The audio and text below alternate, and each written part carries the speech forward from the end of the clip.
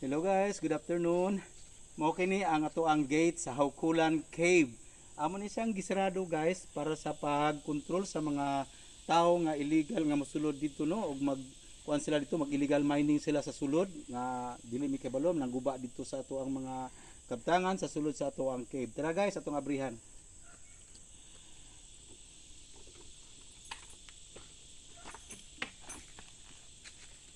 Mao ni mga Hawkulan Cave. Dito no.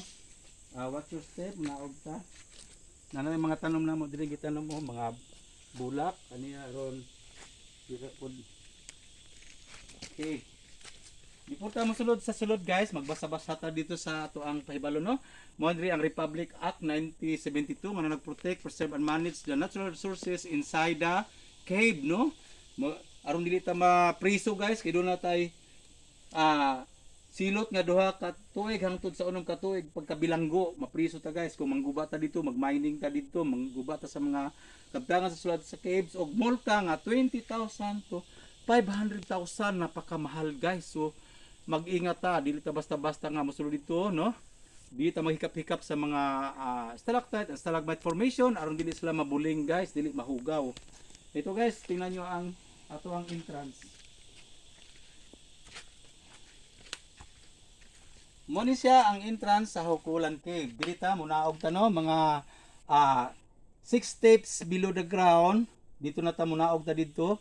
So ngit-ngit kay to guys no, zero visibility so kinahanglan magdala ta og flashlight or solar light para makamugna og kahayag sa sulod kay dili ta pwede mosulod dito kung wala tay suga kay totally zero visibility. Ngit-ngit kayo guys. So pakita sa dako ninyo ang ato ang mga bagong mga tanom no para dili naman lifeless ang ato ang cave kung tay mga visitors no makita nila dito. Kini guys usad sa ka entrance sa pud sa ka entrance dire pero nubo na sa dire mura na siya og kulungan sa sulod sa cave no gama nubo ra kay nga cave so mugaw sa puta dayon dire nya wala say hagdan magpa-slide ta paingon sa sulod so mahirap paggawas nimo pabalik so dili ta mo agi diha didto ra ta mo agi. So that's all guys. Thank you and good afternoon.